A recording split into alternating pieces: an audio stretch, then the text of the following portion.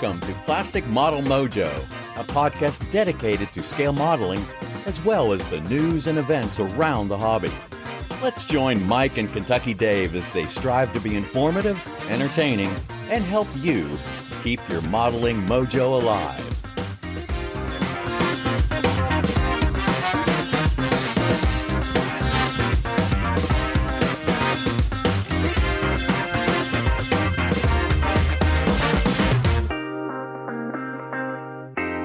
All right, folks, we're at episode 121. Kentucky Dave, how you doing tonight? I'm doing great, man. We're ripping through August. We were originally going to record this on my birthday, Monday, August 5th, but life intervened, and so we're recording it a few days later. My wife had a birthday August 1st. Mine was the 5th, and then our friend Steve Hustad was yesterday, the 8th. August is moving along very, very quickly. Well, happy birthday to Ruthie and happy birthday to Steve and happy birthday thank to you, man. Thank you. Hope it was good and enjoyable. And you didn't have to do work for PMM. No, I did not. I was not recording an episode on my birthday, but that's okay. Oh, that's good because the pay is terrible. The pay's terrible. The working conditions are even worse. No, listen, that's recording PMM is one of the things that I actually really, really enjoy. So. Well, what's up in your model sphere then? If the birthdays are behind you and you're newly focused on other things. I'm still coming off the post-Nats high. I'm anticipating us attending the Military Modelers Club of Louisville show toward the end of September. So that's less than 60 days away. Digger Dave sent me a book on Australia at war and Churchill and MacArthur. It's like 600 pages. So I've got a little light history / modeling related reading to do. All in all, I'm still jazzed. I'm still coming off that post-Nats high where your eyes are bigger than your stomach. You've got 20 things you want to do and you've got all these great ideas. And so I'm anxious to try and get it all implemented.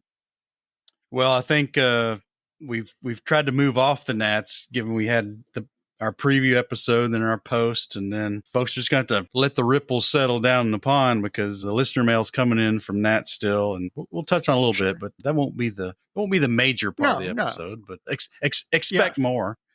How about your model sphere? How are you doing? You know, I'm wondering if 2024 is repeatable for us. Oh, really? How so? Well, we're in the middle of Q3. Yep. Third quarter. We've been to 4 major North American shows. Yep. Looking at a 5th. Yep. I've been to 3 local shows, Greenville, Tennessee, Knoxville, Tennessee, and we went to Columbus. Yep. As you just mentioned, we still have our MMMCL show in September. Right. And I don't know, man. I'm not sure I did this many shows in my last modeling life. Well, you know, our wives are clearly tolerant women. Yeah, this is, I think, going to be a banner year. In addition, I would say that the first 6 months worth of episodes that we've done have been some of the best ones we've ever done. I'm just really proud of the quality and the variety of our episodes, and I'm hoping we can keep that going through the end of the year. Well, I hope so too, and I think we've got a few birds in the bush. Yes, we do. That are going to pan out, and it's going to be pretty good. August is looking pretty good. Yeah, I think we got a good one after this one. This is going to be a Mike and Dave show, but we'll get more into that a little later. I guess the other thing I want to touch on is kind of tongue in cheek, since you mentioned Digger Dave, is the Moosaroo Cup. Yes, which officially started August 3rd. That's right. Well, we need a judgment from the Hamilton crew. Yes. Based on this assumption that the builder who flubs last year's Moosaroo Cup gets the redo the following year. Are you throwing shade at anybody in particular here? I'm busting on Julian a little bit. All right. Your guy flubs his turn. You got to move to the next guy. He gets to wear the scarlet letter for the number of years between himself and the number of hosts you have on your podcast. I mean, it's like American baseball. You strike out, you don't get a do-over. You got to wait the entire rotation before you get to go to bat again. There are 8 guys in front of you before you get a shot at redemption. So what's that all about? Yeah, but on the other hand, What happens if Julian fails to finish twice, man? I think Dave's got to kick him off the podcast. You think so? I don't see how. That's going to be a hard one to live down there. Well, that tells me I definitely need to get started on the Moosaroo, man. I don't want to take a chance like that. So if Duncan and Company wants to give us a judgment, I'll accept whatever they say, and I'm just busting chops. It's all fun. Yes, absolutely. The Moosaroo is just done in good spirit and fun among the podcasts, and part of the fun is us ragging on each other about the Moosaroo. So I'm looking forward to plenty of the other podcasts posting in progress work and coming to some consensus about these lovely kits we've been gifted with. So I'm looking forward to that. Yeah, I think for you, man, this one's better than the Arma Mustang. Oh, absolutely. This is even better because it's not nearly as complex. Yeah, it's got a lot less parts. although the vignette throws kind of a twist in it, I'm telling you, it does. That may be the real challenge portion of this particular Moosaroo, and I'm still working on ideas for that. So we'll see how that goes. Yeah, maybe I need to come into town and we need to strategize. Get another good pool day in and strategize. There you go. That sounds like a great idea. So, Mike, do you have a modeling fluid in front of you? I sure do, Dave. And what modeling fluid is this? It is John Sleeman and Sons Traditional Straight Whiskey. This is from the Spring Hill Distillery in Guelph, Ontario. Gifted to us by Mr. Is it Guelph or Guelph? Guelph. I get it wrong every time. I know. The Canadians will never let you live it down. Well, see, I thought I said Guelph and I got called out. So we need another judgment from the Hamilton crew. There you go. On me. So there we go. But this was gifted by Duncan Young from the IPMS Hamilton Club, and we'll summarize it at the end. Dave, what are you working on? Well, first of all, thank you, Duncan, for doing that. I have a beer. I've got Pistachio Cream Ale by Indeed Brewing Company out of Minneapolis, Minnesota. And this one was gifted to us also at the Nationals by our good friend Mike Halliday. And I've never had it before. I've never even heard of it before. I do like pistachios. So I'm looking forward to this. We'll see how it wraps up at the end. Well, we got lots of listener mail. Well, let's get into it.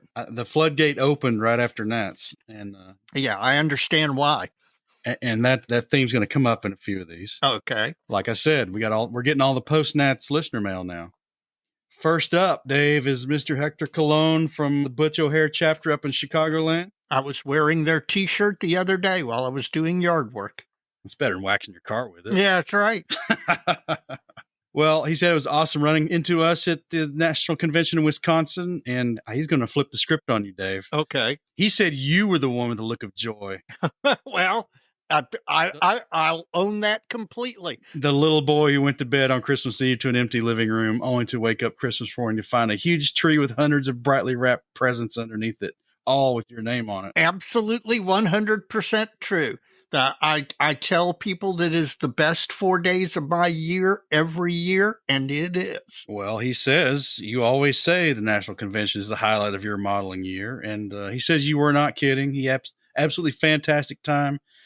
He jumped in eyes wide open, both feet, volunteered to help register, helped with the raffle, and helped judging. Nice. And he went in full bore, so he's no longer intimidated to judge at his local show. Wow, that's interesting. His first judging experience was at National Convention. That's a great way to learn. I mean, you see it at a really high level. That's true. And this was his first. And again, you didn't undersell it or oversell it. Sorry. That's all right. He's already making plans for Hampton. His Navy son is stationed in Norfolk. Oh, that's perfect. And has already agreed to not only host him with a place to stay, but we'll be attending the show with him as well.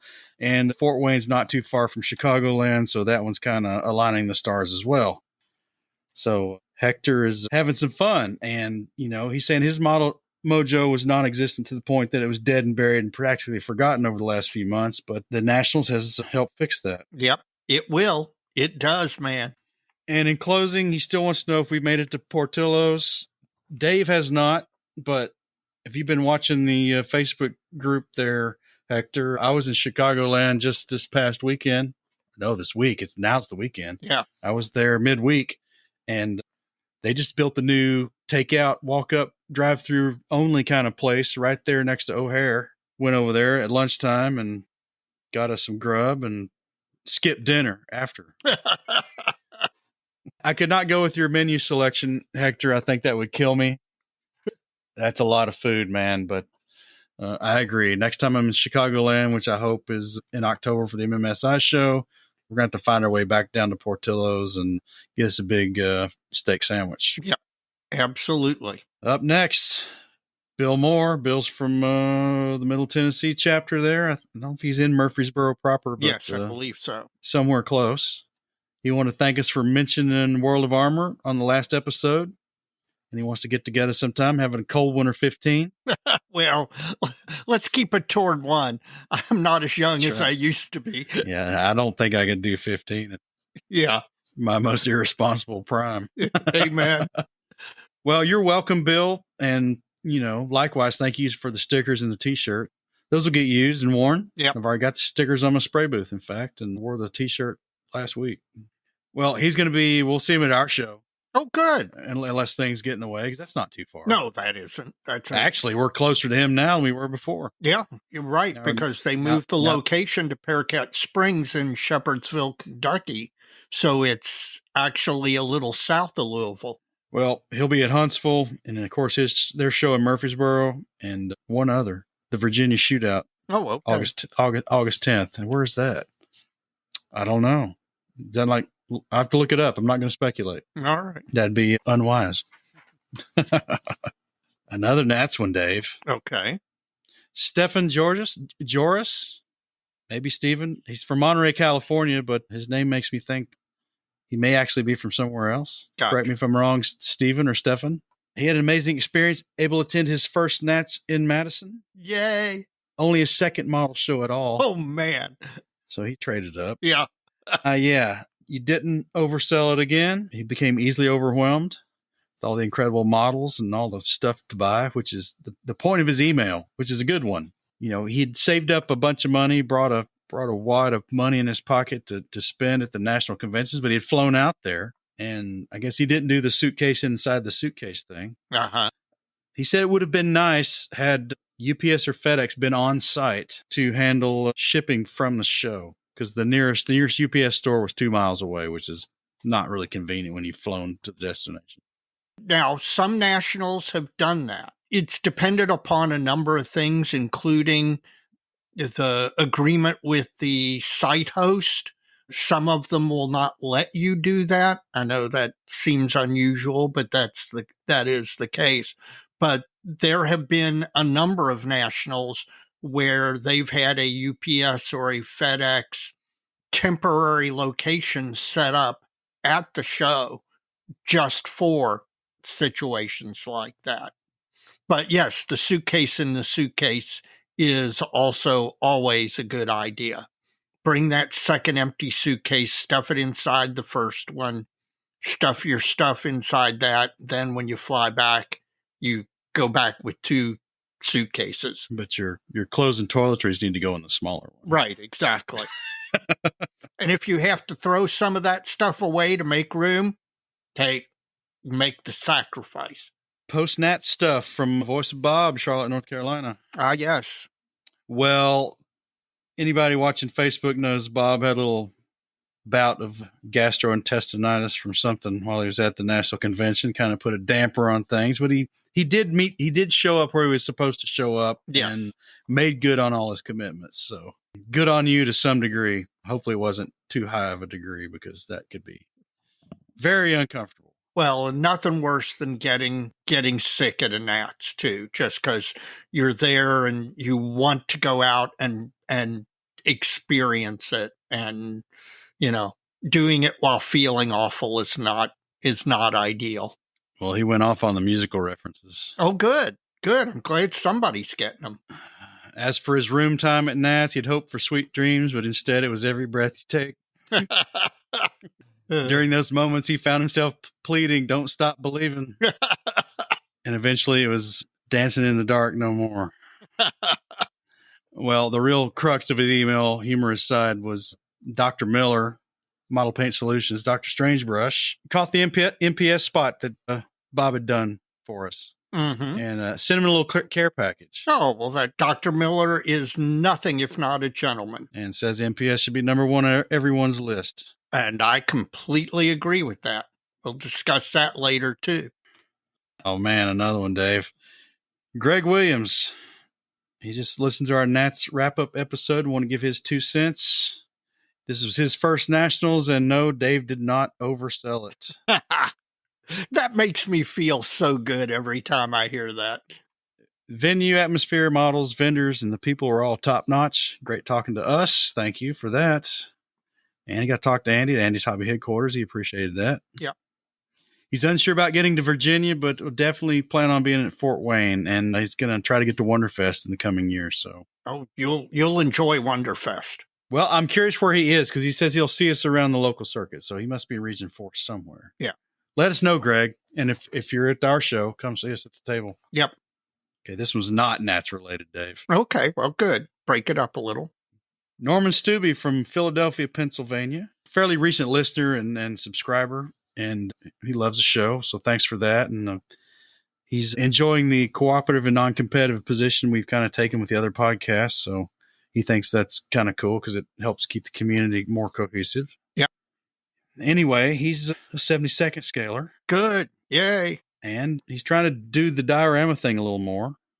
And he's having trouble with 72nd scale figures and civilian vehicles. Now, the figure thing, he's had some success converting historic and military figures to use. Right. And he's been doing some like zombie apocalypse kind of stuff, which is gotcha. That's always fun. And he's used some 3D printed figures, but for vehicles, he's kind of dissatisfied with the toy car kind of Matchbox Hot Wheels thing. Is I don't know, they're clunky, the wheels are too big, and all that stuff. So, any options or hacks we know of besides 3D printing? I know that just recently a company announced a number of 72nd scale civilian Eastern European cars. And you're starting to see more and more 72nd scale civilian automobiles. Now, a lot of them, just like in 35th scale, are starting to be released that are related to World War II. So you're seeing Mercedes, your classic 1930s European cars, the Citroën, the ones that you've already seen in 35th scale from a number of manufacturers. But I think that's an area that you're probably going to see grow more and more as 72nd scale armor gets more popular generally. Then I think it drags all of that quote unquote accessory type stuff with it. So I think you'll see more 72nd scale buildings, more 72nd scale odds and ends, diorama materials, etc. And I think civilian cars will come along with that. And maybe there's a print service out there. I know you're kind of looking for an option outside of 3D printing, but honestly, that may be where it's at. It's getting better and better, man. Those 72nd scale bicycles that I bought that were CMK products, I literally cannot wrap my mind around how fine the printing is. In fact, I need to take a photo of those and post them on the dojo because several people have asked me about that. Up next, I'm not sure if it's Eugene Suida or Ciuta. The I and the U transposition there has me a little confused for the pronunciation. But Eugene writes in and says, right off the bat, Dave, you did not undersell the IPMS convention. That makes me so happy. And he gave us the modeling fluid from Great Dane Pub and Brewing Company right there in Madison, Wisconsin. Yep. In fact, I've got that in the model fridge. It will be a future featured item. That's good because I think I had mine already. He wanted to thank us for turning him on to Kevin at Kitmass. Okay. So great customer service, and clearly he found something he could use there. So Eugene, yeah, we try to find those type of folks to have on the show, and that one's really worked out. And I really hope we haven't inundated him with the business that he can't handle, because you are not the only one who's mentioned that they've had a great interaction with Kevin there. And that's something that frankly, the people we have on, we look for those folks and we get to know them before we have them on, whether it's Dr. Miller or Kit Masks or Squadron. One of the things that we really like to see and therefore really like to promote in the hobby are the folks who give really, really good customer service, above and beyond type service. And that's something that all three of those I just mentioned have in common. We like it when we hear from listeners and they tell us that, yeah, that's what they're getting from these folks that we've had on. Well, Dave, finally, from the email side of things, Mr. Michael Karnaka from New York City. Oh, we got a question. Have you ever bought a kit at a hobby shop or show that was too good a deal to pass up, even though you had no interest in the subject matter and the scale was one you normally do not build? I'm going to say no to that. I'm going to say kind of. Well, you've got like the cup of noodles thing. So, well, I do have the cup of, not the cup of noodles, they're the Goiza that I bought in Orlando 2012 IPMS Nationals, because Hobby Link Japan was there. And one of the things you see in Japan are model kits of food items. And I bought, and that wasn't particularly a good deal, but I bought it just because my daughters both love the pot stickers. And so I wanted to have it. But the one that pops into my mind is when Edward first started releasing their Royal Class kits. In fact, the first Royal Class kit was a 48th scale Fokker D7. And I walked into Brian's and I saw that thing. And it's 48 scale. It's World War I biplane, not my thing at all.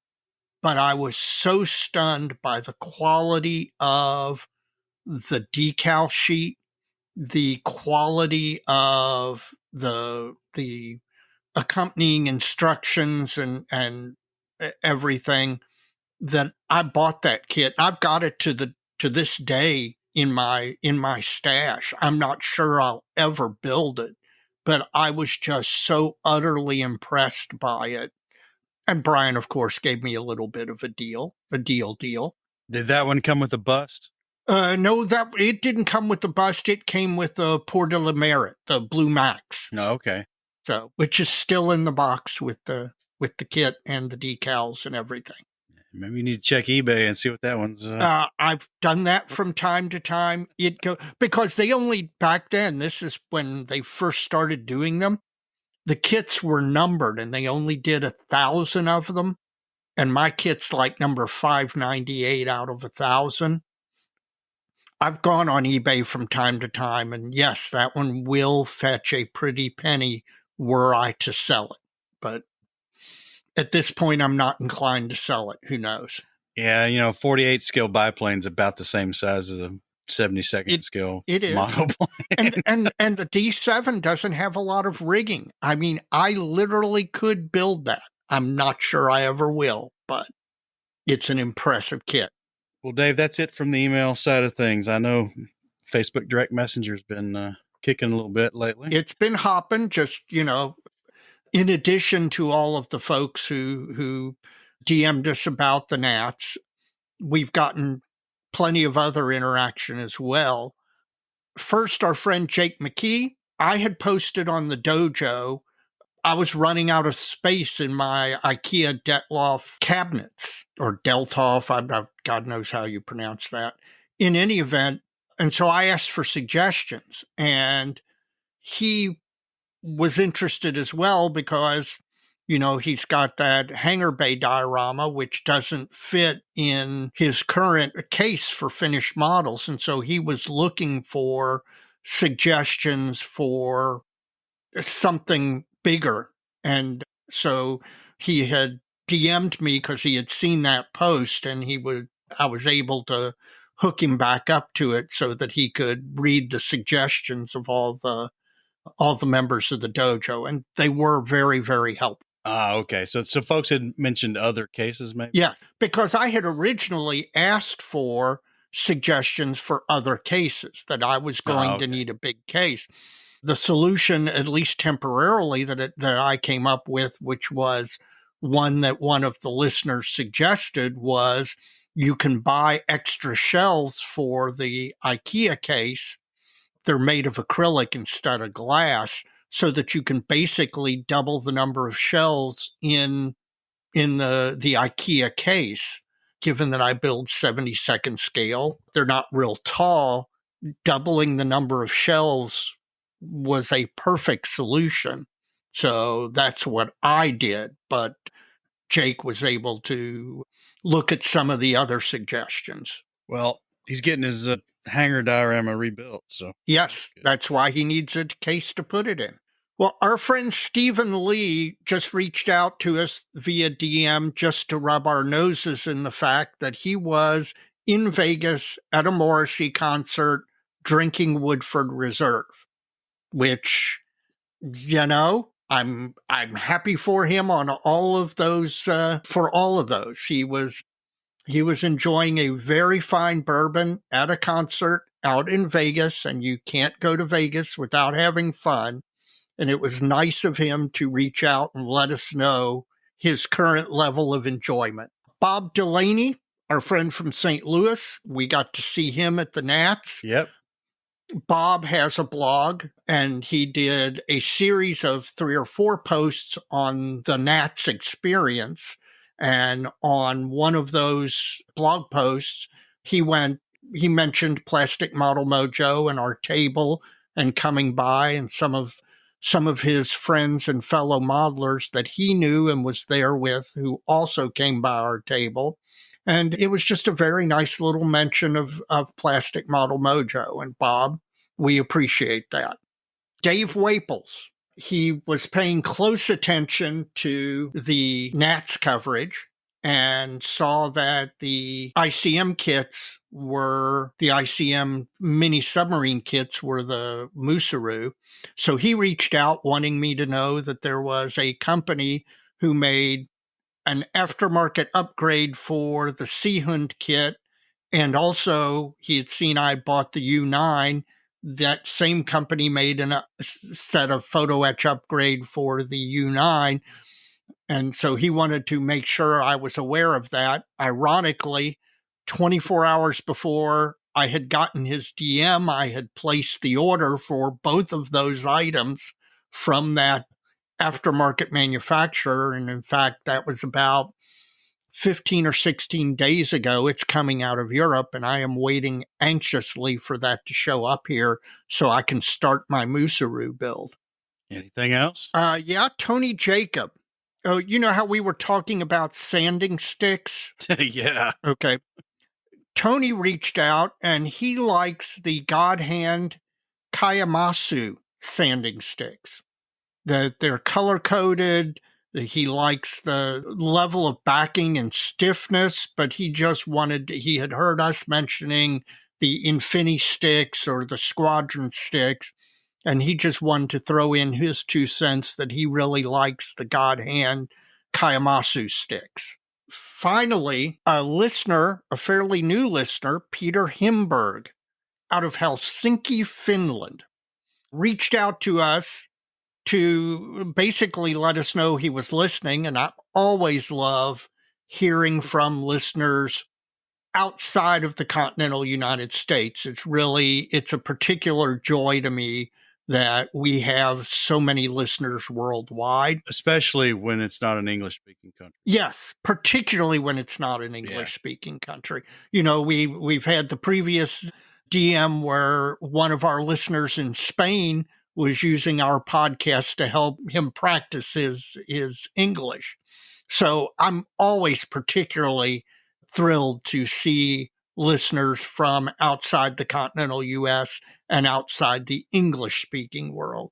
But Peter reached out to compliment us on the show, to let us know he was listening from Helsinki, and also talking about how he's seeing, particularly, you see this in the Gundam side, how you're seeing models molded in multicolor plastic, even multicolors within the same part. And you see that within the Gundam community a whole lot. And he was wondering if we thought it might bleed over into other genres of modeling. And I think that's certainly a possibility.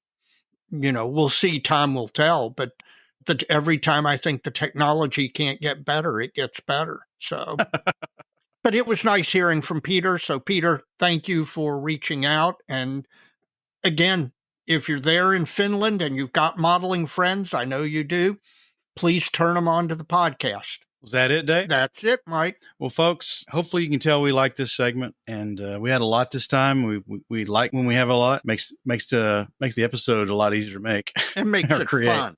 It makes it a lot more fun.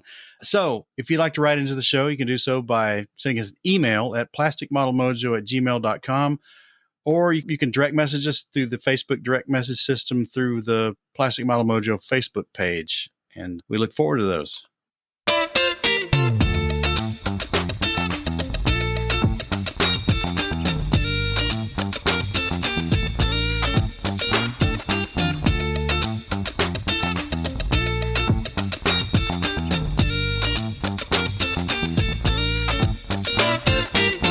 I'd like to thank everybody who's recently gone on to whatever podcasting app they use and rated Plastic Model Mojo. It really helps us, and we thank you for doing that. And if you haven't done it, please do it. Also, as I was mentioning in the last segment, one of the best ways for us to gain new listeners, and we want to gain new listeners, we really do. We want the community to grow, because the joy for us is the interaction with other modelers. So we'd like more listeners, and you can help by going to your modeling friends who aren't listening to Plastic Model Mojo, telling them about it, and if need be, helping them with the technology so that they can start listening. It's the best way for us to grow a podcast audience, and that's one of the things we want to do, because we want this community to get bigger, because everybody contributes to it. So the more people we have listening, the better the community becomes. And after you've done that, you can check out the other podcasts in the model sphere. You can go to www.modelpodcast.com. That's Model Podcast plural. It's a consortium website set up with the help of Stuart Clark over at Scale Model Podcast. And Stuart has aggregated the banner links to all the other podcasts out there in the model sphere. And it's a one-stop shop. You can go there and pick up the links to all the other podcasts and have a listen to those as well. We also have a lot of blog and YouTube friends out in the model sphere. A couple of great blogs are Stephen Lee, Sprue Pie with Frets. You're going to want to check that out. Another one is The Inch High Guy, a past guest on the podcast as well. Jeff Groves, The Inch High Guy blog, all things 72nd scale. Chris Wallace, model airplane maker. Chris has got a lot going on his blog, and he kicks out some really good YouTube videos as well. So please check out Chris's work at Model Airplane Maker. And Panzermeister 36, Evan McCallum, armor-related and sometimes railroad, but mostly armor-related build reviews and weathering tutorials. And he just posted his seminar from the IPMS National Convention. You're going to want to check that out if you weren't there to see it in person. Yes, if you watch that video, pay close attention, because he's really nattily dressed for that seminar. And Jim Bates, Scale Canadian TV. Jim has got a YouTube channel putting out some commentary on the hobby and what he's got going on, and look forward to what Jim's got coming up next. Yes, he's in Canada right now, and I'm hoping when he comes back, he'll have a lot of good video to turn into a post. If you're not a member of IPMS USA, IPMS Canada, IPMS Mexico, or your national IPMS chapter, wherever you happen to be listening to us, please consider joining. The national organizations really do a lot behind the scenes to help the modeling community in their respective nations. Also, they do some really nice international stuff with other national organizations. Also, if you are an armor modeler or a post-1900 figure modeler, consider joining AMPS, the Armor Modeling and Preservation Society. And speaking of which, I just got my notice in the email that I've got to renew my membership. But it's a really great group of guys. Their national was in South Bend this year, and it was a really great experience. Mike and I are already planning to attend next year's nationals for AMPS in Pennsylvania. So please consider joining AMPS. Plastic Model Mojo is brought to you by Model Paint Solutions, your source for Harder and Steenbeck airbrushes, David Union power tools, and laboratory-grade mixing, measuring, and storage tools for use with all your model paints, be they acrylic, enamels, or lacquers. Check them out at www.modelpaintsolutions.com. Well, Dave, we talked about this being a Mike and Dave spectacular, which is a code for we don't have a guest this episode, but that's the way we roll sometimes. Yes, sometimes we do. And this one I'm looking forward to because you and I have a bunch of little topics to discuss. Well, speaking of model paint solutions, to start off, our first topic is going to be some new Harder and Steenbeck airbrushes. Yes. And the transparency statement here, Dr. Strange Brush, Dr. John Miller, owner of Model Paint Solutions, has sent us a couple of brushes to test drive from the Harder and Steenbeck 2024 lineup. Yep. There were two of these, and we each chose a different one. I went for the Harder and Steenbeck Ultra. Yep. And I did the CR Plus. CR Plus on the Infinity Evolution. Or the Evolution. So it's an upgrade on the current Evolution. I'll let you talk about that in a little bit, but I'll go first. Go ahead. This Harder Steenbeck Ultra is a new airbrush to the line. And how's it different? It's basically an airbrush that's set up for someone who's either never used an airbrush or who has very rudimentary experience with an airbrush. It retails for about $110. So it's not inexpensive, but it's not over the top either. No, it's kind of middle of the road, I think. Yeah. So the first thing I did when I took this one out was there's a card in there that's got the spray sample on it from the factory, and then it's got a QR code. Yeah. Which goes to the factory demonstration video. So I watched the video. The guy's painting a Warhammer figure with this airbrush. So again, this HS Ultra is geared for hobbyists who've had little or no airbrush experience in the past. And this airbrush, like really all the H&S airbrushes, is pretty heavy in the hand. Yeah. They're stout. They're stout, but they're not big. They're not like a Pache, which is kind of like airbrushing with a banana. Yeah. I mean, they're really big, right? Yeah. It kind of helps with control, fine control, and can help steady the hand a little bit to have that mass in your hand. This airbrush has a 0.45 millimeter tip, which is kind of on the large end of the needle size spectrum. But right, for somebody just starting out, it's a good size for a beginner.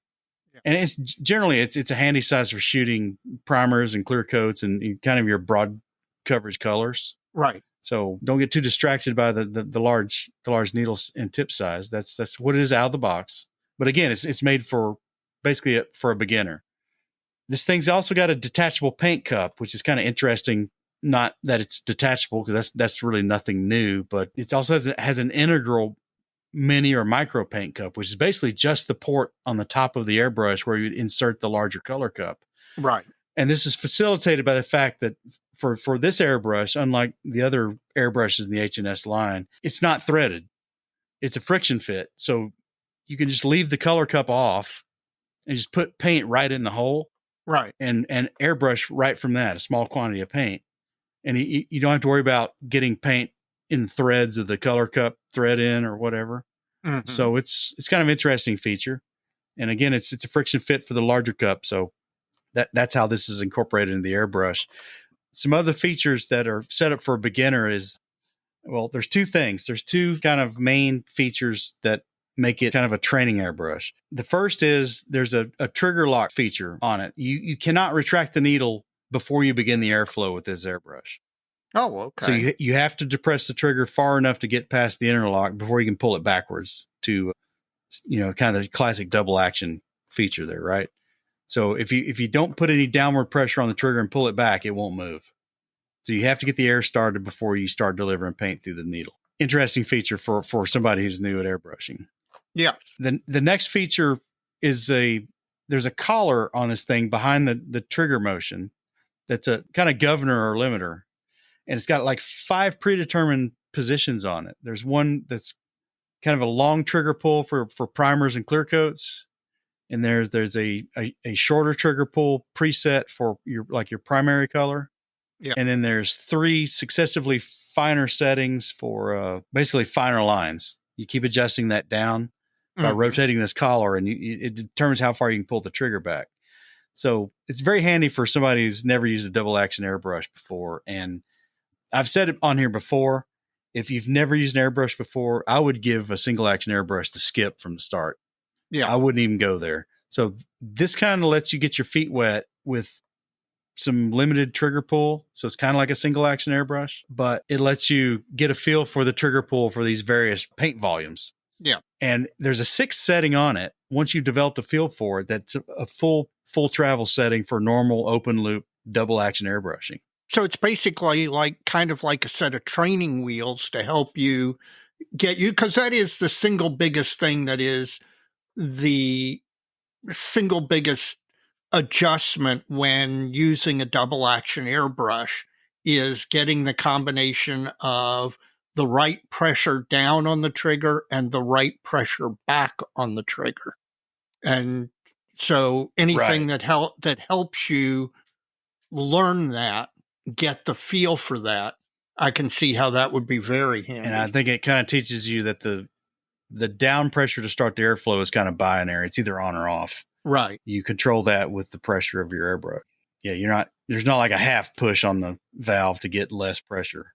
Gotcha. Doesn't usually work that way.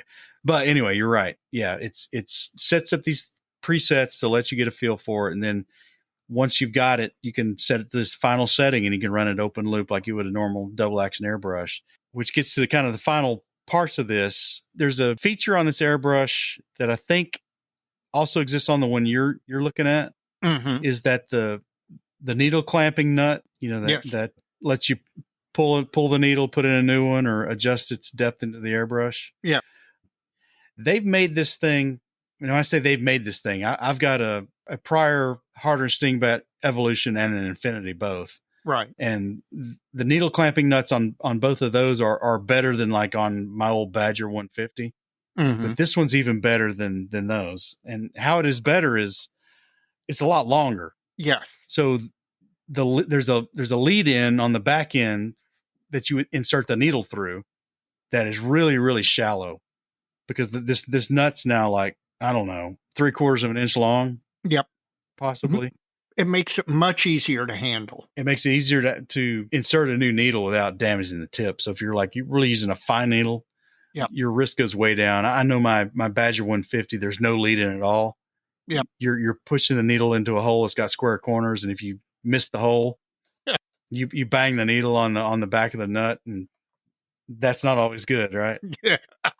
So I love this little redesign. It's not a huge thing, but I think it really makes changing needles a lot easier. Well, it's the small details that matter. I mean, with really well manufactured anything, it's the small details that where they put thought into something like that and give you something that makes it a little bit better. Well, if a modeler wanted to go this route, another point I would like to make is, and this probably feed into yours as well, is that this airbrush, and again, it's the Harder and Steenbeck Ultra.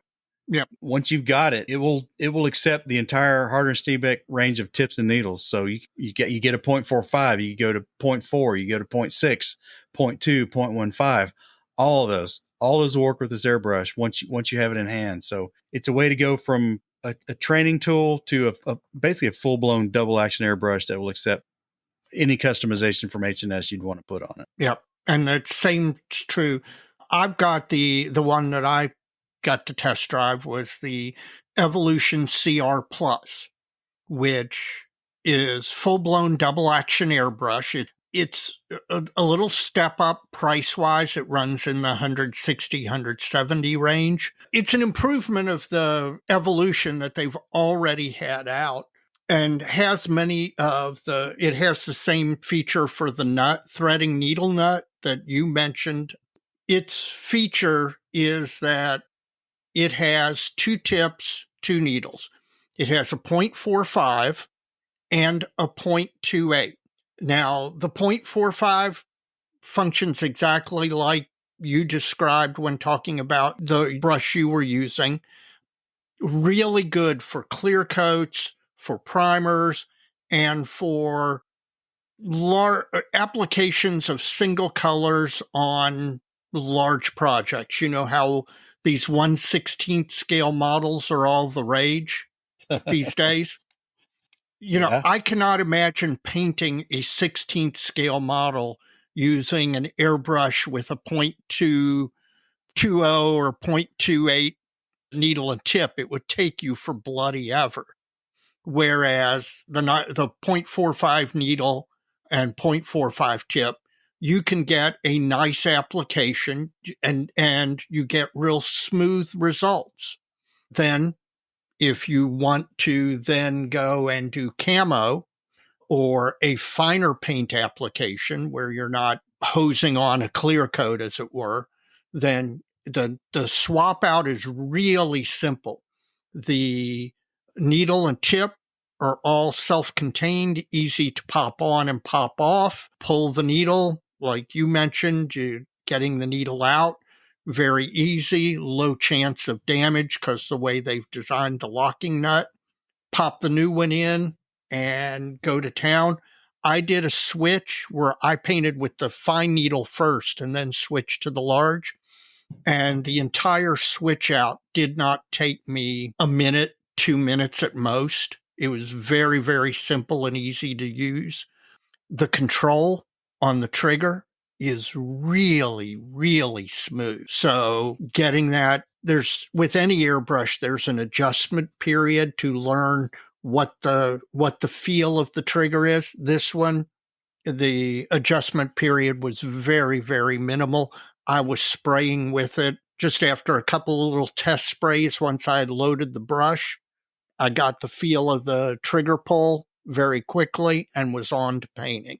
So, like I said, price-wise, it's a little step up from what you were using, but it's still, $160 for an airbrush that's going to last you pretty much the rest of your modeling life that's a good deal. And so I was very happy to get this and to have the opportunity to test it. And I can tell you for sure that it is a brush now that is in the Hydra and has a permanent place in my airbrushing stable. Well, Model Paint Solutions offers some other incentives for folks to do business with them, and we'll put those in the show notes. I enjoyed them, Dave. I thought they were good. I was glad to get them, and they just work. Yes, absolutely.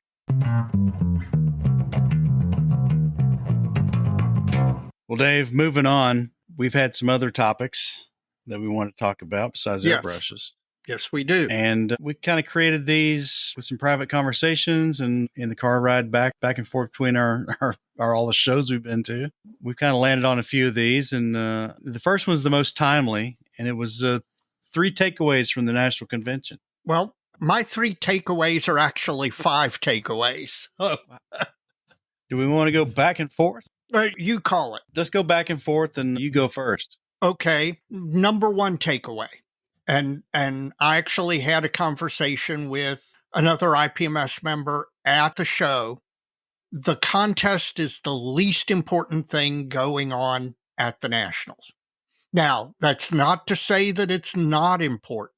The contest attracts really great modelers. It is an integral part of the show, but it's the least important thing that's happening compared to everything else going on. And I love entering. It's always a nice feeling when you something you enter gets an award. But the truth of it is, and you want the contest to run well and to be run fairly.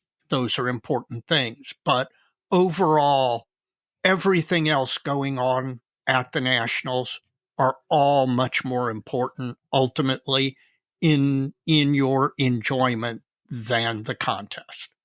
I would agree with that, and there'll be some folks disagree with you about the importance of the contest. But, Well, that's okay. and I think I was standing there when some of that happened. Yes. But that's the way it is. Yeah, my first one is going to be the trade show vibe seems to be on the increase Mm-hmm. at a slow pace, but on the increase. I don't know if this is just a post-COVID return or if this is a real thing. No, I think it's a real thing. I think that you and I noted this a little bit in Las Vegas, but then that was still tempered by COVID. But we really saw it in Omaha. And then Madison this year, you're seeing it more and more. It is taking on more and more of a trade show aspect. And this is talking about the vendor room for the most part. Yeah. And I think IPMS should keep some focus here and encourage more of this. Yes. Of course, you got to keep a balance between just expose and actual table selling merchandise. Right. Because ultimately, folks are there to buy. Right. So I don't know if you encourage them to bring sellable product or maybe they pair with a vendor that is selling. I think there was some of that, maybe with ICM and Squadron going on. Yes, there was indeed. We'll talk to Brandon about that at a separate time. I'm sure there's no accident. I think it's the way you do it. You don't want to give up too much of the floor space to folks who aren't selling anything. Right. Which is going to make me sound like a hypocrite when I get to one of my other takeaways. That's okay. But, I don't know. I'd be curious what other folks think. Do you like seeing the manufacturers show up with their latest and greatest? And what if they're not selling it, but they're showing it? How do you feel about that? Let us know. But I do think it is there a slow and steady growth in the trade show aspect of the vendor room and of the convention, and that also flows over into sponsorships by manufacturers and sponsorships of awards and seminars by manufacturers. Several airbrush seminars have gone on by different manufacturers in previous years. And I think that those are all aspects that have improved the Nationals. What's your next one? My next one, and this particularly applied to Madison, see the town. I know you all have heard me say this when talking about the Nationals leading up to it, but there is so much enjoyment that you're going to get by not just spending 4 days in a fluorescent lit room, pawing through boxes of accessories or old kits or whatever. And there's plenty of that, and that's plenty enjoyable. Don't get me wrong. I'm not talking down, but there's plenty of time when the convention isn't actively running in the mornings and in the evenings. Take that time to get out and see the town. Madison was perfect for that.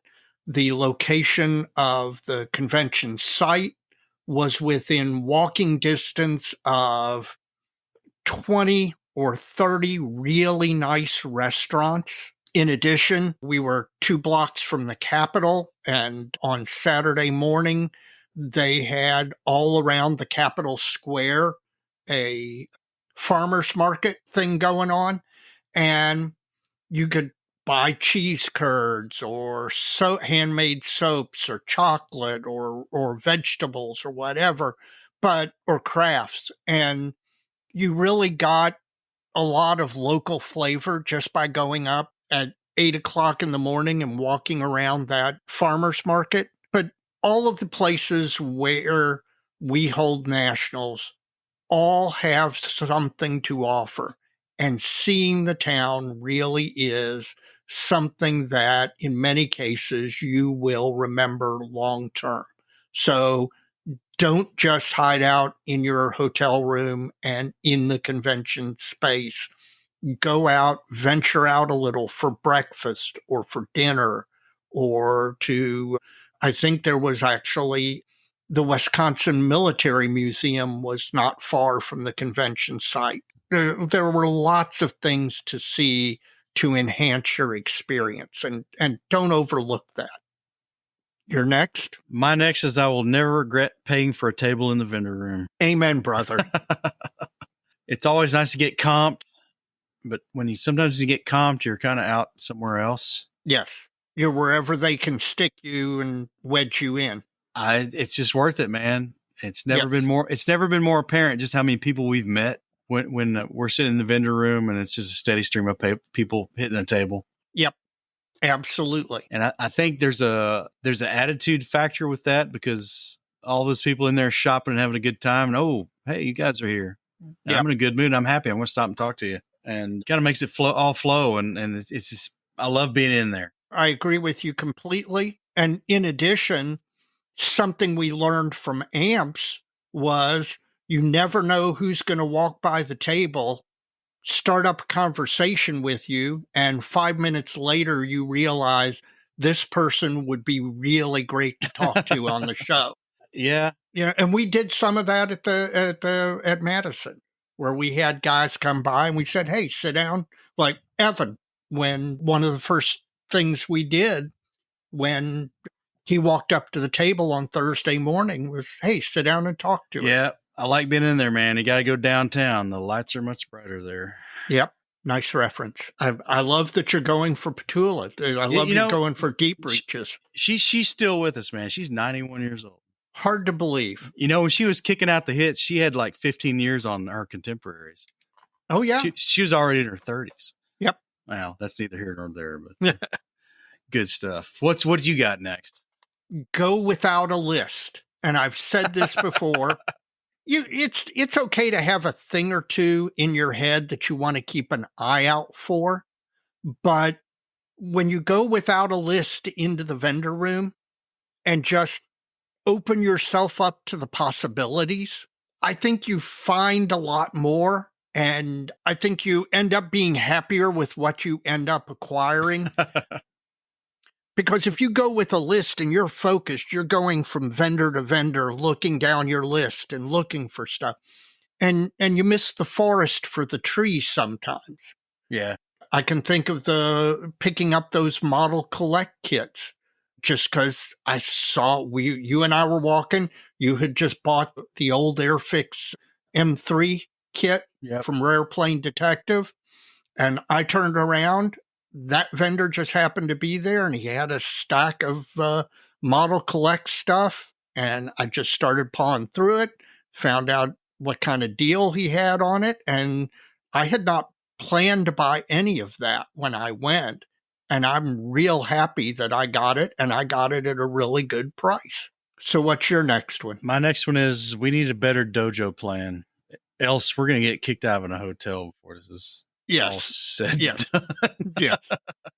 You and I have talked about that. Yeah, we need to look at options at the host hotel and see if we can come up with something. Our goal for Madison was to walk up to the line from Omaha and not cross it. Yeah. And we did that twice. So we did set a new record in that respect. I don't think we want to try to push that needle to thrice or third time.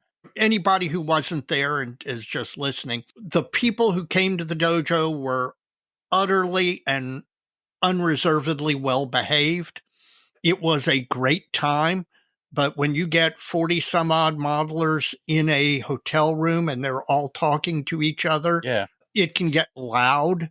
And that was a problem. And it was and we don't want to be bad guests. So we want to figure out a way where we can get the same camaraderie and the same getting everybody in a group, sitting down, sharing a modeling fluid and talking modeling, and do it in a way where we don't make the host hotel mad at us. And so Mike and I, we spent part of the drive back brainstorming some of this, and I'm not exactly sure we've come up with the solution yet, but we're working on it. So we'll see what happens at Hampton. Well, what's your last one, man? I actually have two because I stuck in extra ones, but the display only area was some of the most interesting modeling that was at the convention.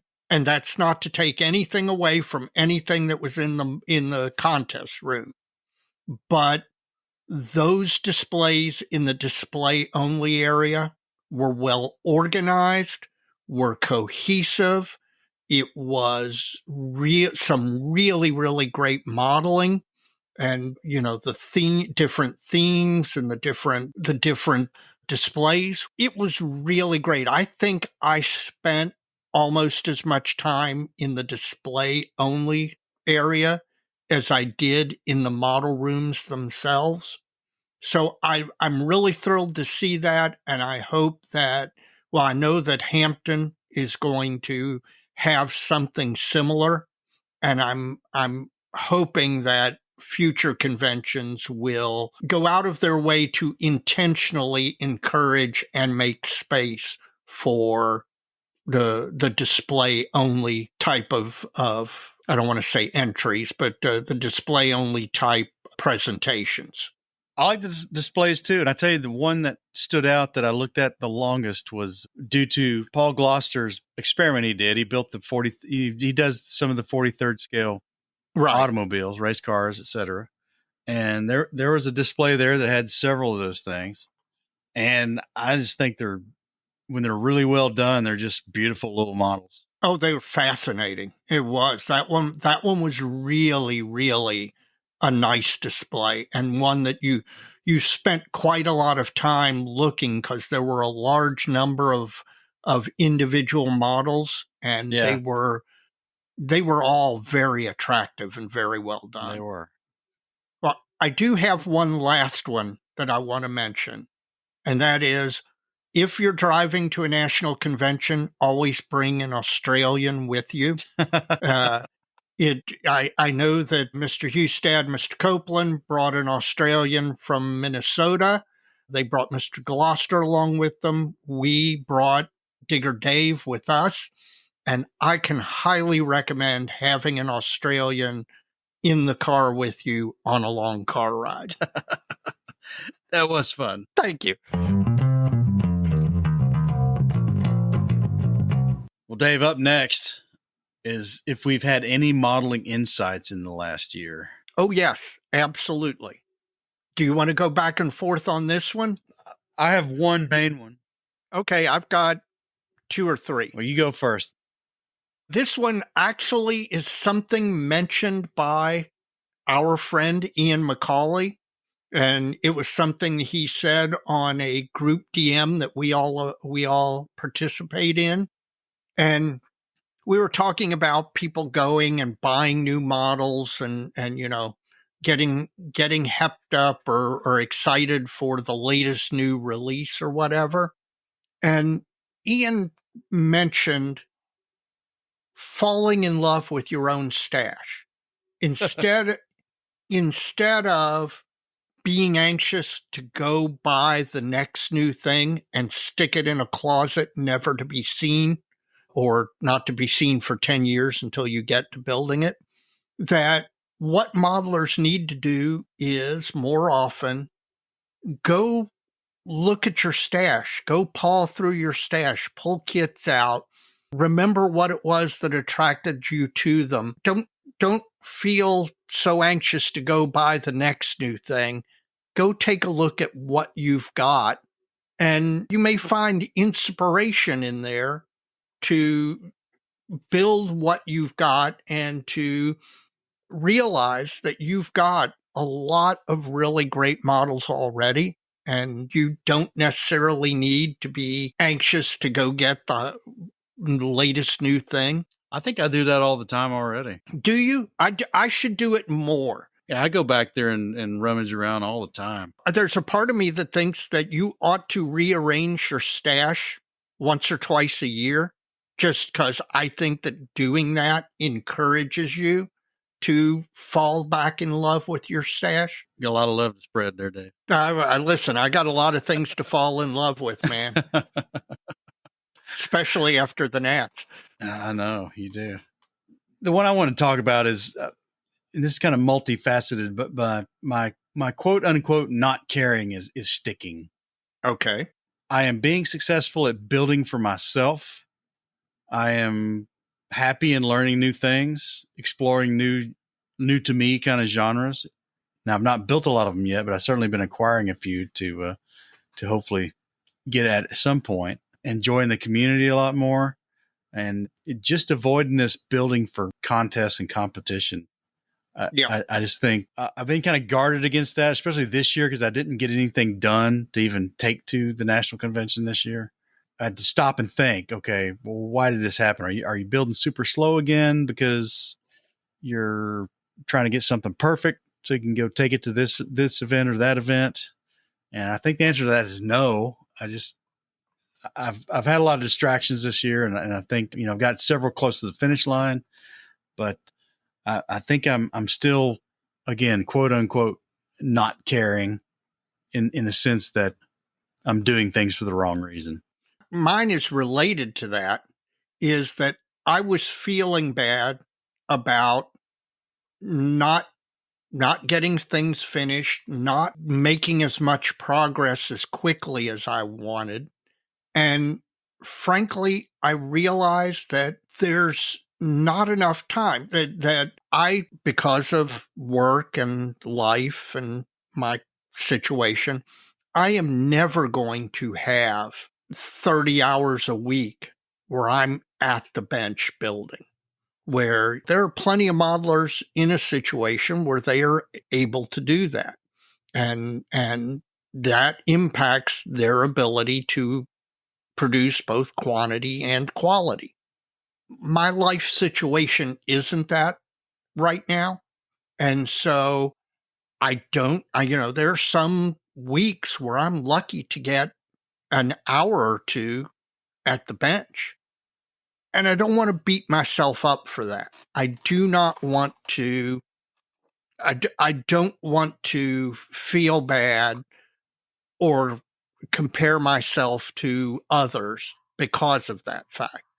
By the same token, I don't want to waste time. And I do think that I still waste too much time. I'll sit down at a bench and stare at things instead of actively moving things along. So I do need to get better at that. But I'm not going to feel bad over the fact that I just don't have the same amount of time as other people. Got any more insights? Well, I've got one that's not, I don't know that I would call it an insight, but I would call it a motto, which is have fun. This hobby is fun. It is a hobby. Okay. Don't do anything that isn't fun. If you find yourself dreading going to the bench or something like that, you need to take a step back and question why that is, because you should be having fun. And I got to say, I'm even when I have negative modeling, which I did the other day, I'm still having fun. I'm having a lot of fun. So you should have fun too.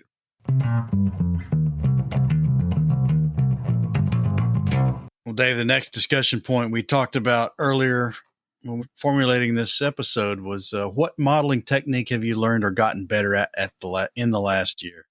Well, this one's an easy answer for me. Rescribing.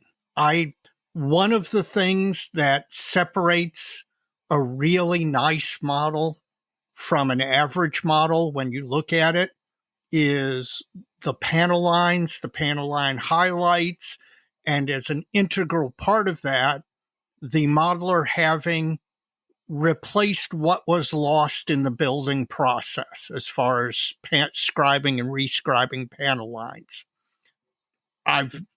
That's been a weak area for me. In the last year, I made a conscious decision that I was going to concentrate on it. I've done so, and even if I must say so myself, I've gotten better at it. It's a combination of two things. Number one, being more careful when you do your sanding, filling, etc., so that you eliminate as little as possible of the kit's actual molding. Then the other part is learning how to rescribe the line and doing so in a way that not only do you get a straight line or a curved line where it needs to be curved or whatever, that you do so and you replace the line to the same depth and width as the kit's original molding, so that your panel line rescribe doesn't stand out as being deeper or wider or heavier, as well as making sure it's straight. And a lot of this for me, I've certainly asked some really great modelers what they do and what they use and what their techniques are. And Steve Hustad has helped me greatly in that regard. But a lot of it is time and patience and a little bit of perfectionism. I want to build faster, but not rushing through the model if it isn't right, and going back and fixing it if you didn't get it right when you did your initial rescribe. So it's the area that I actually feel like I've improved the most in the last year. How about you? Masking. Yeah.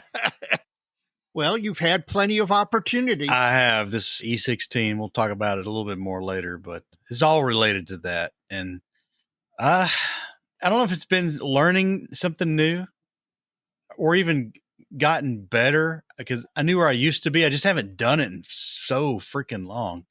Yeah. And, back in the late 90s, early 2000s, when I was really dabbling in model railroading a lot more, I used to paint diesel locomotives on commission for some of the local guys here. And man, I thought some of that masking was difficult. In retrospect, it really wasn't. One that comes to mind was we had a guy here in town. I think he was originally from Bloomington, Indiana. And, a Hoosier dyed in the wool, right? Yep. His railroad of choice for his HO model railroading was the Monon Railroad. Right. Also known as the Chicago, Indianapolis, and Louisville, which almost operated entirely in the state of Indiana. They had some diesel schemes that they weren't like really complicated, but they weren't easy either. And he gave me some locomotives to paint for him, and I had to figure out how to do it all and cut the masts and make it look like it needed to look. And I tell you though, despite thinking those were hard, it was still a slab-sided diesel locomotive bodies. This aircraft masking, and particularly float planes, just the tedium and the application of all the masking tape, and then you're worried about you're going to break it during the application, and then you got to take it all off, and you're like extra worried you're going to rip something off with the tape when you take it off. That it's just been a huge learning experience, and learning how to mask again. Yeah, probably the big thing is breaking bigger jobs into smaller jobs. Yep. Masking around complex shapes and all that, and not trying to get it all in one go. Well, and something that I think is important in regard to doing that and doing it well is taking the time to look at the model, look at what you want to mask, and think about, okay, there are 3 or 4 ways I could do this. Which one is the best way? And in some ways, masking's a lot like airbrushing. You can mask for 3 hours, and then you paint for 5 minutes, and then you unmask. Then you spend an hour carefully removing the masking because you don't want to break anything at the end when you're actually done. Yeah, so I'm learning. I've used a lot of tape, used a lot of foam.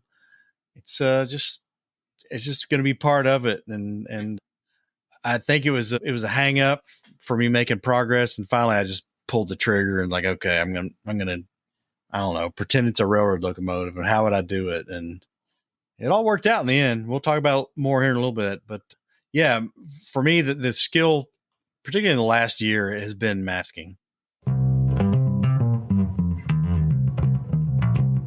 The last one of these topics we picked out of the ether for this episode is, what 3 kits do you want to build next? And of course, I couldn't limit myself to 3. I've actually got 5. Well, I've got 3-ish. Okay. Well, and this excludes everything on my bench. Me too. You have to bookend it, so you'll get to start here. The Moosaroo, because I've got to get it done. Because you gotta. I cannot embarrass myself. I may ultimately end up building both of those submarines in that kit. I'm not sure yet, but I both have to and want to build the ICM German mini subs. I think they're fascinating. I think they're really attractive. They're interesting looking. And I am so super stoked that they picked that as the Moosaroo for this time. Well, and they're new, so it's Yes, a good these are kit. brand new.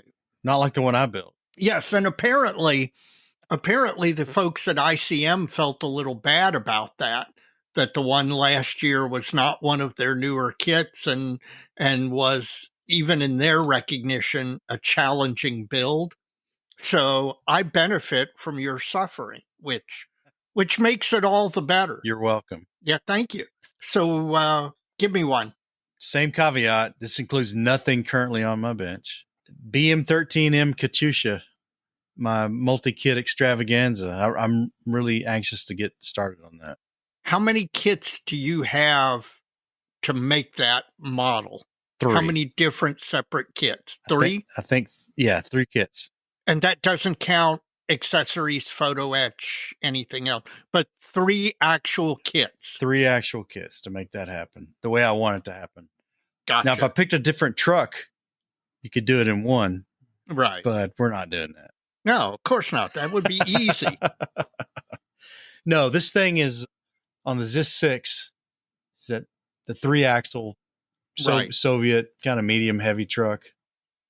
Well, and I've got to say, of all the trucks that the Katusha was mounted on, I think the ZIS 6 is actually the most interesting looking. I agree. The probably the most numerous one is the American Studebaker, right? Which they kit that one in its entirety.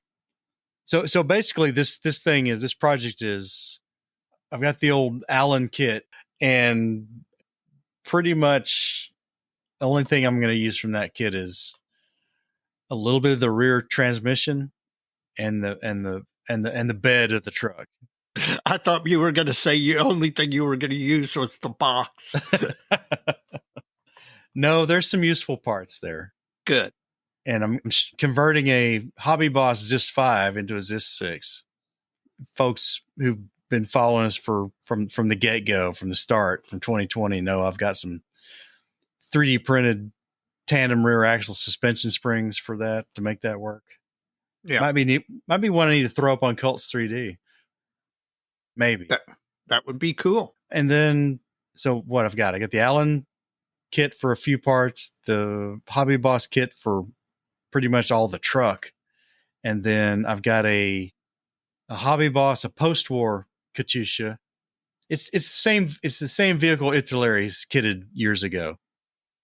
Mm-hmm. It's a post-war truck, but the rocket launcher is unchanged. So I'm using the launcher from that kit, the truck from Hobby Boss, the ZIS 5, converting it to ZIS 6, and then using the ZIS 6 transmission and rear bed from the Allen kit. So it's going to be interesting. Yep. Looking forward to that one. What else you got? Edward MiG-21.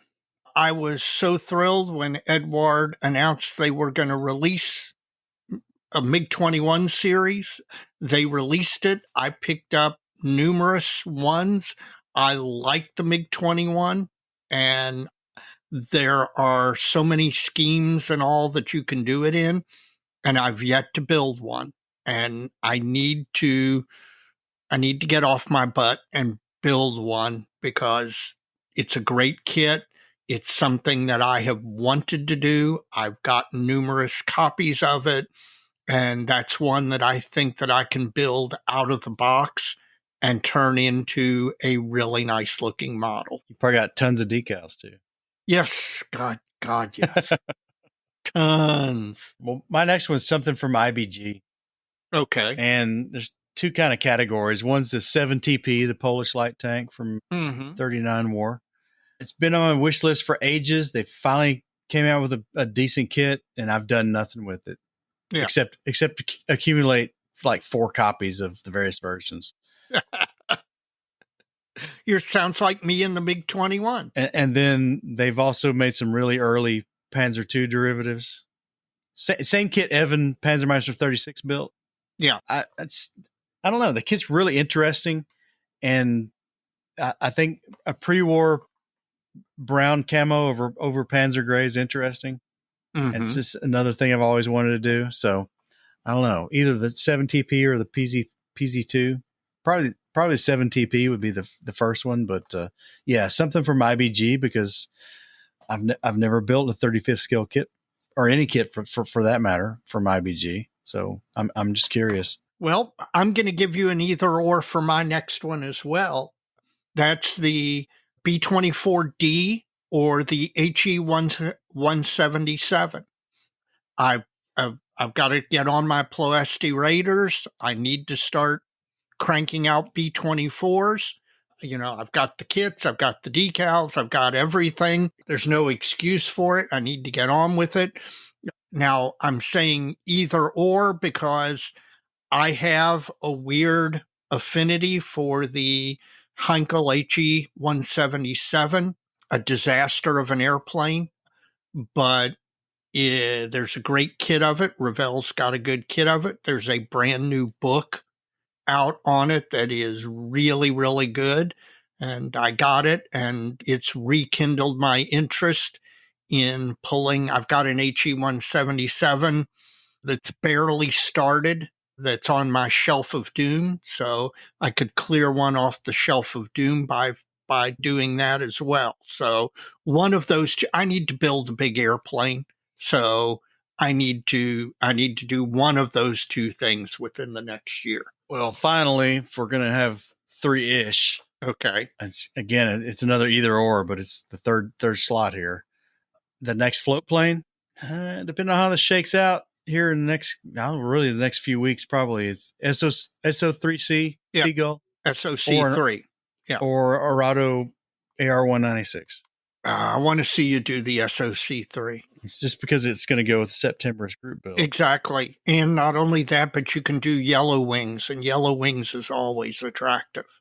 It's just a great scheme. I'm leaning for that one. In fact, I dug it out the other day, and I've got the box stuffed with all the aftermarket. So. And there's a ton of really nice aftermarket. You can turn that kit dates back to the 70s, 80s. Yeah, but Starfighter makes a cockpit. Yes, exactly. They make the flat wire rigging. Yep. And they make decals. A canopy mast set. Somebody does. I've got it. Sure. I think it's. I don't know. I can't remember who makes it, but yeah, I've got all that and some decals for it. So yeah, that's kind of the front runner. Well, I want to see you do that one. My final one is a 72nd scale mini art Stug. I have finally picked up the kit. I've got to build this kit because if I build and finish this kit, then Panzermeister 36, Evan McCallum, is required to build and finish a 72nd scale aircraft model. So I'm going to do that just to force him to build an aircraft model. I saw you buy that. Yes, I know. I bought it today, and it's a nice looking kit, man. It really is very nice looking. I'm convinced that one will be a very easy and enjoyable build. I'm a little concerned about what camo scheme I'm going to do in 72nd scale on it, but we'll see what happens. Well, folks, we've hit on several topics here tonight, just kind of at a high level, really. I don't know, man. It's stuff we've been talking about for a long time, and it's just nice to get caught up on it all. Next time you and your friends are road tripping to your next model contest, bring these topics up and discuss amongst yourself. It'll make the car ride pass really, really quickly. Plastic Model Mojo is brought to you by Squadron. Head on over to squadron.com for the latest in kits and accessories, all at a great price and with great service. Are you a modeler on the go? Check out the Squadron mobile app for your Apple or Android device for easy shopping from just about anywhere. Squadron, adding to the stash since 1968. Well, we've touched on this a little bit, Dave, but it's time for the Bench Top Halftime Report. All right. How you doing? I'm doing good. I'm resisting beating myself up because I'm not getting a lot of hours in right now, but I'm making progress and I am having fun. Right now, I'm concentrating on the A7M, the SAM, rescribed the panel lines and they came out beautifully. Then I used the Evolution CR Plus with the 0.45 needle to prime it using Mr. Surfacer 1500 Black. And I've got to tell you, it's probably the best prime job that I've done.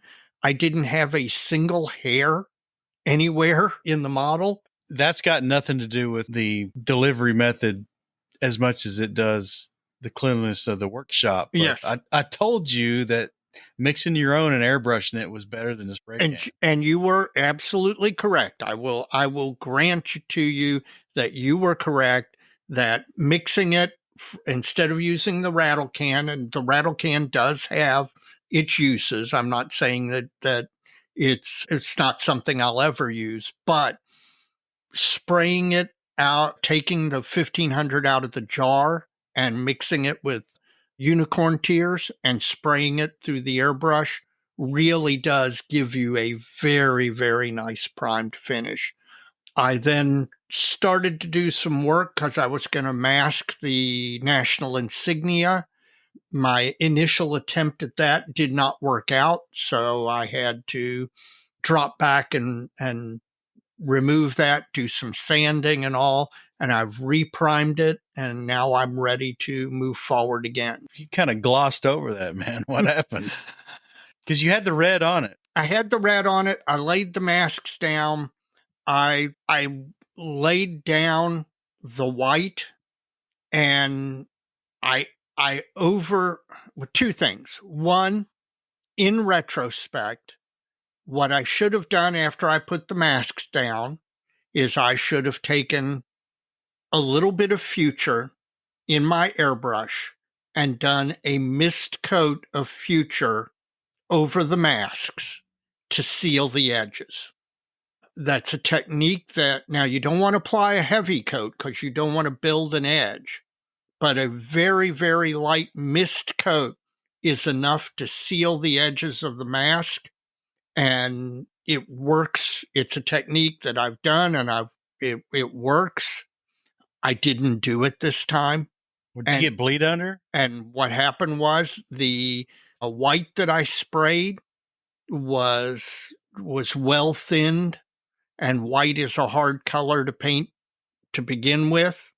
And I was a little heavy handed with it, and I got bleed under, and it was a mess. I was very disheartened for like 5 minutes when I took it off and saw all the bleed under that I had gotten. And so what I did was I dropped back. I said, negative modeling is modeling.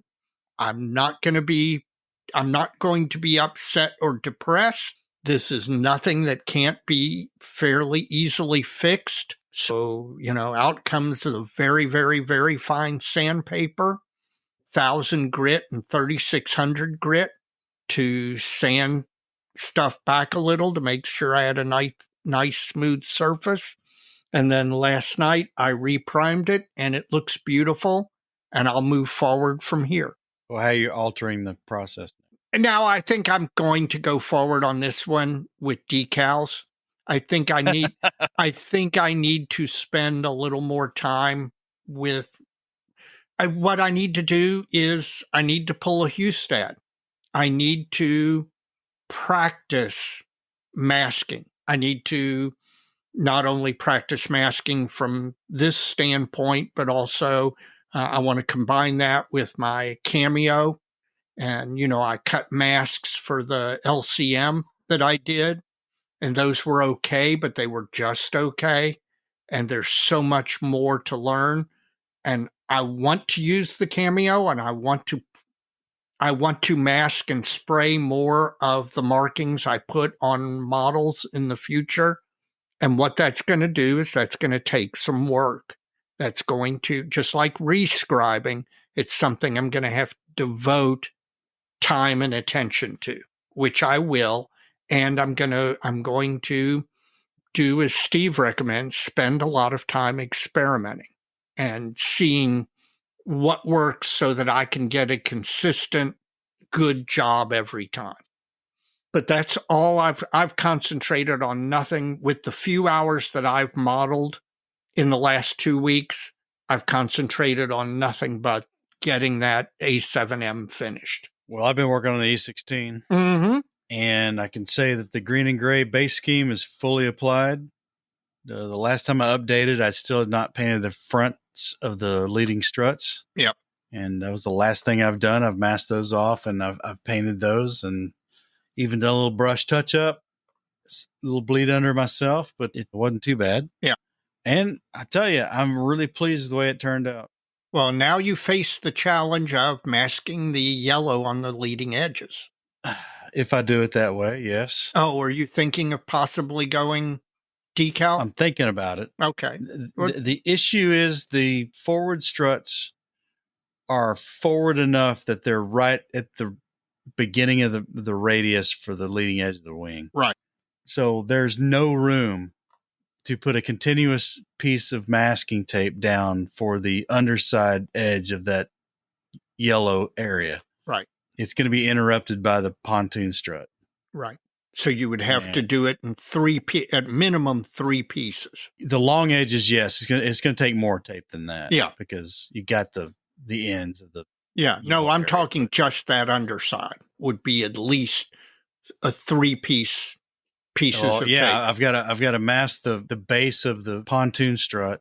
Right. And it's got to be tangent to the straight line for the edge, the bottom edge of that yellow area. It's not cut and dry. I don't think it's as hard as the faces of the pontoon struts being green, but it's its own set of challenges. But again, look at what you did. Look at where you've come from and where you are. Look at when you think about it, all of the masking that you did to get to this point was all probably harder than what you face with this little bit going forward. Yeah, maybe. I don't know. I don't know. We'll see. I tell you, it's going to make me reconsider the next float plane to the extent I fully assemble the model before I start painting it. Right. I think, especially with the floats, because that's the rub, right?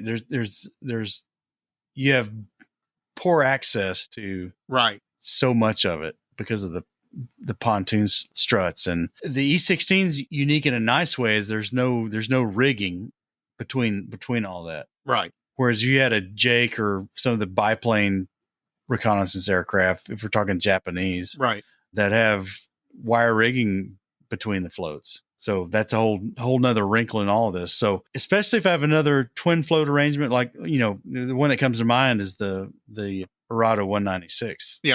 I think I might not put the floats on it. Oh, I think that's probably now Steve did one in a crash thing, so he had at least one of the floats broken off. But I would suspect that would be the way that I'd approach it. Is you'd leave those off, build those all separately, and then after everything's painted, attach those. Yeah, I think were I to build this aircraft again, that's probably the way I'd do it. Yeah. Well, and you learn.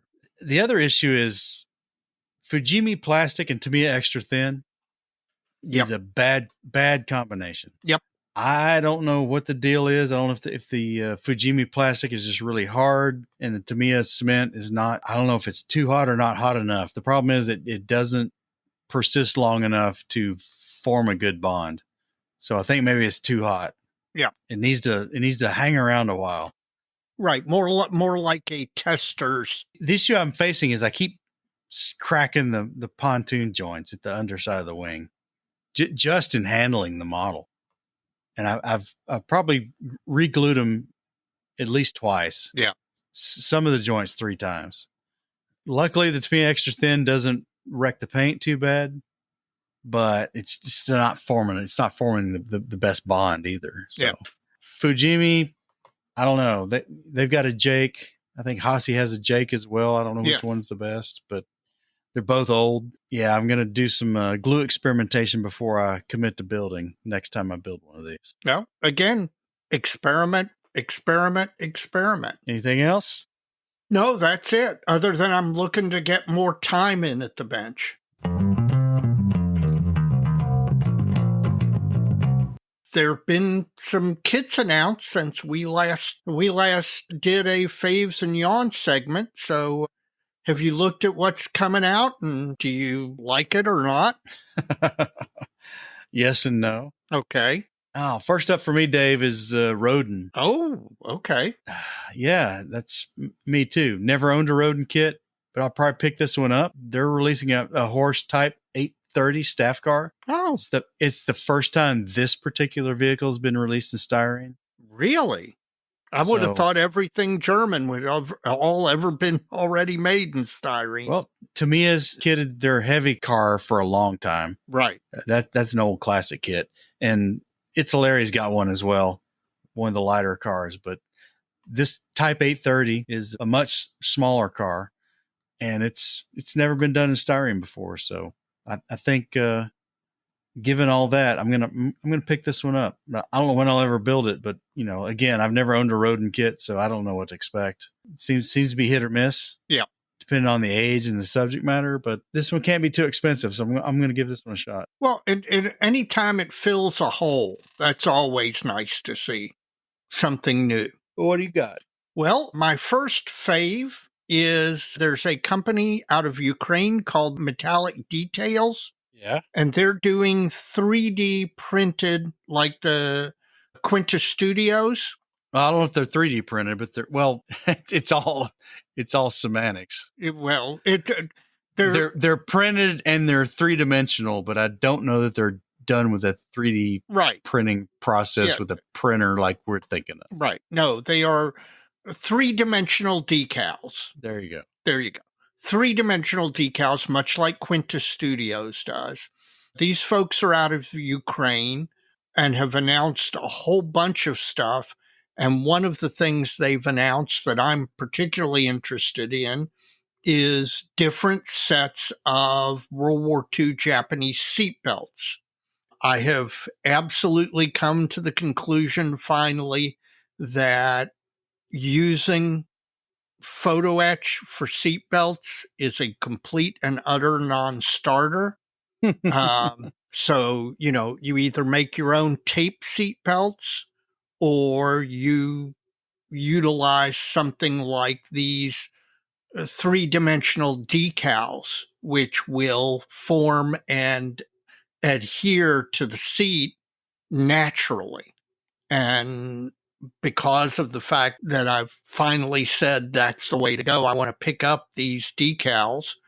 More than happy to support a Ukrainian company. And I want to see, the quality of the stuff coming out of Ukraine is really good. And I want to get some of these and see what they're like. Up next for me is Gecko Models, Dave. Oh, okay. And they're turning up the volume here. And somebody will have to remind me. They've got some lineage to somebody else. I don't know if it's Bronco or somebody. Yeah. Or Rich or somebody. It just kind of looks familiar. That aside, they've just announced an early post-war era Land Rover. Mm-hmm. They're selling as Korean War, but I'm sure this thing got used all over the place. That's interesting. I don't know if it's interesting enough that I would get it, but I think it'll be popular. Oh, yeah. And then continuing on their Vietnam War theme, they've released another set of figures with some low horsepower motorcycles. Yeah. For, Vietnamese street scenes.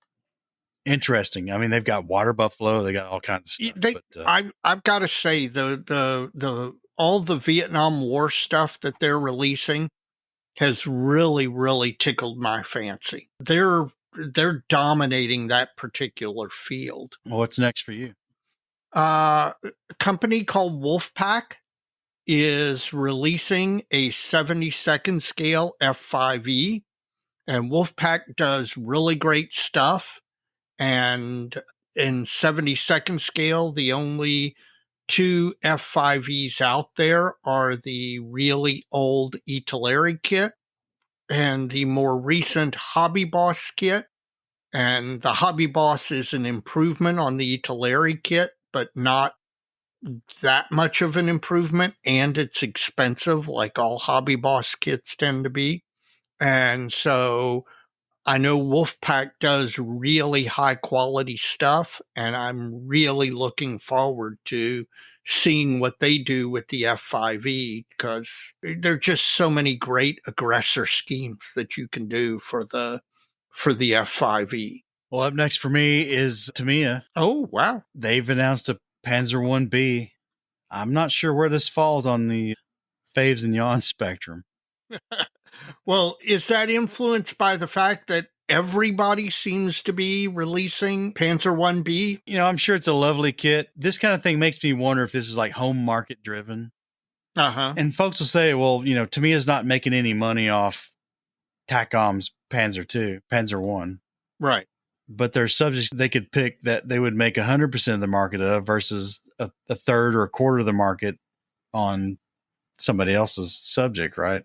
And it's also an observation when I went to Japan, because the Tamiya and pit road and fine mold stuff was really affordable, but all the Chinese stuff was really, really expensive. Yeah. So that's why I say maybe it's a home market driven thing to release a Panzer 1. Because there's, you know, they don't have one. They've never had one. Right. But there must be a half a dozen currently on the market or about to be on the market. You know, in fact, at the national convention, MRC had sprues from the new Academy kit. Yeah, they did. Panzer 1B with a motorcycle as a side. And then TACOM just single boxed their Panzer 1s, A and B. In fact, at Brian's this week, I saw you today. He had those on the shelf. Right now, we've got 3 new Panzer 1s on the market. I'll be interested to see if there's any difference, any significant difference between the Tamiya kit, the TACOM kit. That'll be interesting. I just, is there that much demand for that subject? I don't know. We'll see. Yep. Next for you. Another fave, and this one's more of a, I really want to see this because I'm curious. Gas Patch is releasing a 72nd scale ME-163. Yeah, I've seen that one, man.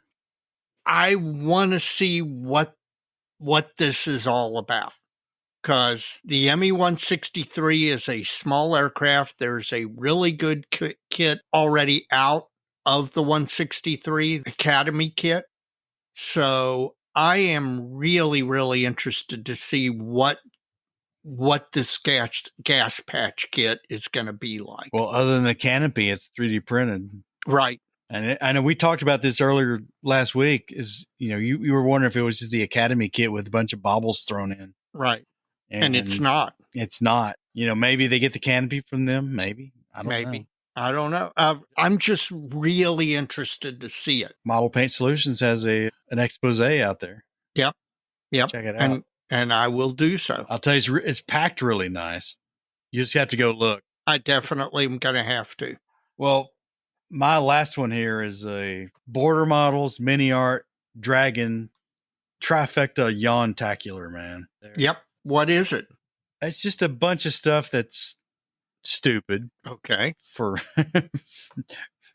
a biased opinion. Okay. Border is boxing their SDKFZ 251 Alps D kit with the R35 turret mounted to it. It's like some obscure French underground thing. I was going to say, I've never heard of that. It's a whatever. It's a whatever. And Mini Art, you know, this came out with this SDKFZ 234 Puma. Right. Beautiful, beautiful kit, bazillion parts. Well, now they're building basically a one-off field mod. It's got the Lux light tank turret on it. Right. And this vehicle shows up in some footage of the surrender. I can't remember which unit it is, but there's like one of these things. Does Mini Art have a looks kit? And they don't. So they've retooled this. They've tooled a turret. I'm assuming they've tooled a turret just to make this variant. Which you've got to assume means that there's a Lux kit in their future. Unless they're buying the turret from Plots or Tech Mod. Oh, well, that is always a possibility. And if that wasn't enough, Dave, Dragon, in their reconstituting of their 35th scale armor line, has a Me Too copycat. They're releasing the Lux turret version as well. Like, come on, guys. Where's the BT5? Where's the T26 Model 39? If you're going to do an SDKFZ 251, where's the ALFS A or B state-of-the-art kit? Right, the early. There's none of those. Yeah. Well, we got an ALFS D with an R35 turret on it, by God. What the world needs now, man. Yep. Rant over. I've got a yawn, too, and it actually happens to be Mini Art. 35th scale urban travelers. That's what they call it. They're 4 generic modern figures. Yeah, I saw them. One of which is pulling a suitcase, a roller bag. Hey, somebody needs it. Yeah, man. I was going to say, I'm sure somebody looked at that and went, man, that's what I needed to do that diorama idea that I've had for 20 years. And whoever that person is, congratulations. I'm glad you got this kit. But other than that, I just cannot imagine what the attraction is. I don't know. Same attraction as the Lux turret in 234. Maybe. And for a company that's on the crux of T-34 76 millimeter gun tanks, I don't get it. Amen. But, oh, well. Maybe this stuff is easier to make. But we have our opinions, and Mini Art has theirs. So that's right. And they've got a business and we don't. That's right. They have a business we don't. And we talked at Brian's today that there's a kit that I'm looking at buying. Their M3 kit, Yep. M3 Lee. So absolutely. Nothing against them. You mean M3 Stewart? Or their M3 Stewart, yeah. I don't understand, but I'm not running their business.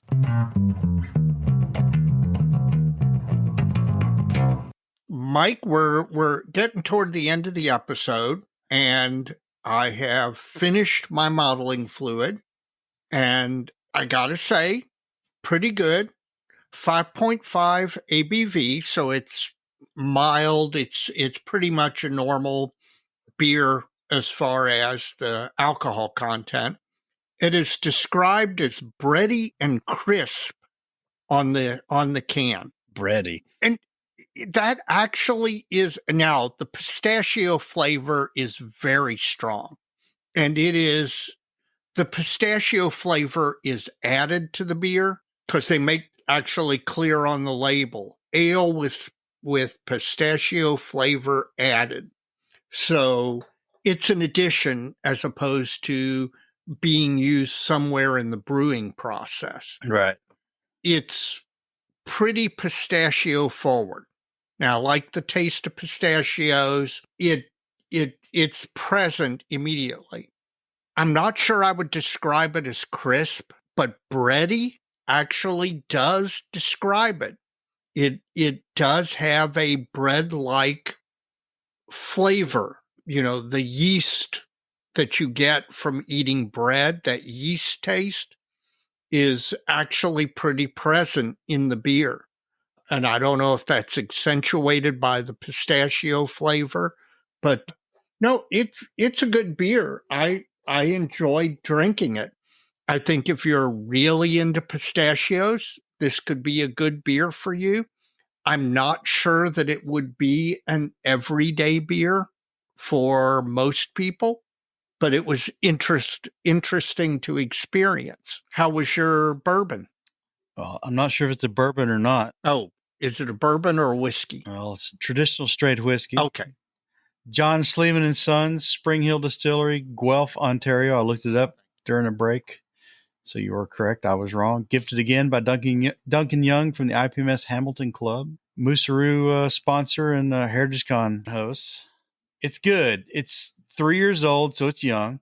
Mm-hmm. I think the brevity of the aging shows, but it's way better than all the young stuff we've been gifted since we started the podcast. Yes. There have been some of those that have been pretty harsh. Pretty harsh, pretty leathery. Yep. At least one's been a full on drain pour. I wouldn't turn this down. And I think I say that because, well, let me back up. We've had a few from Canada over the years since we've been doing this, and folks have been bringing this stuff. To date, this is the best Canadian, I'm going to say Canadian whiskey. And I say that with the ignorance that Canadian whiskey is not its own thing. Right. I don't know.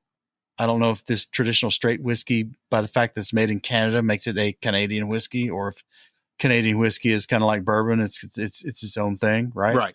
I don't know. But to date, it's the best thing from Canada we've been given. Well, good. It has the makings of something really smooth. So I think their mash bill is in a good spot.